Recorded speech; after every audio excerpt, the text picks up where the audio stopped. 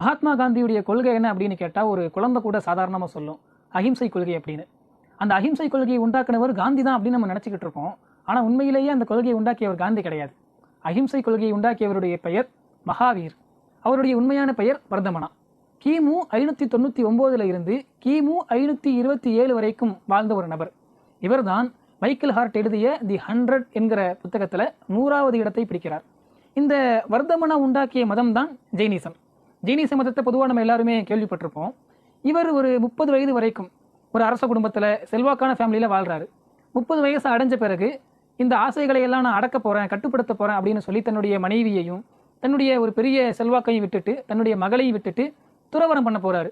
கடுமையான தியானங்களை எல்லாம் மேற்கொள்கிறாரு. ரொம்ப பல நாட்கள் நோன்பு இருக்கிறாரு. இப்படி 12 வருடங்கள் அவருடைய வாழ்க்கை கழியுது. 12 வருஷத்துக்கு பிறகு எனக்கு ஞானம் கிடச்சிருச்சு அப்படின்னு அறிவிப்பு செய்கிறாரு. அதன் பிறகு அவர் அந்த ஞானத்தை எப்படி பெற்றாரோ அதை மக்களுக்கு போதிக்க ஆரம்பிக்கிறேன் அப்படின்னு சொல்லி அந்த போதனைகளை அடுத்த 30 ஆண்டுகளுக்கு செய்கிறாரு. இப்படியாக முதல் 30 ஆண்டு குடும்பத்தோடு வாழக்கூடிய நபராகவும், கடைசி 30 ஆண்டு அவர் பெற்ற ஞானத்தை மக்கள் மத்தியில் போதனை செய்யக்கூடிய நபராகவும், நடுவில் 12 வருஷங்கள் அந்த ஞானம் பெறுவதற்காக உழைத்த நபராகவும் இவர் இருக்கிறார். மொத்தம் 72 வருஷம் இவர் வாழ்றாரு. இவர் உண்டாக்குன கொள்கைகளில் ஒன்று தான், ஜெயினிசத்தினுடைய கொள்கைகளில் ஒன்று தான் அஹிம்சை. அஹிம்சையை பொறுத்த வரைக்குமே எந்த உயிர்களையும் கொல்லக்கூடாது, வன்முறையில் ஈடுபடக்கூடாது அப்படின்னு நம்ம புரிஞ்சிருப்போம். அஹிம்சைக்கு வன்முறையில் ஈடுபடக்கூடாது அப்படின்னு மறுவடிவம் கொடுத்தார் காந்தி. ஆனால் மகாவீரை பொறுத்த வரைக்கும், வர்தமனாவை பொறுத்த வரைக்கும் உயிர்களை கொல்லக்கூடாது,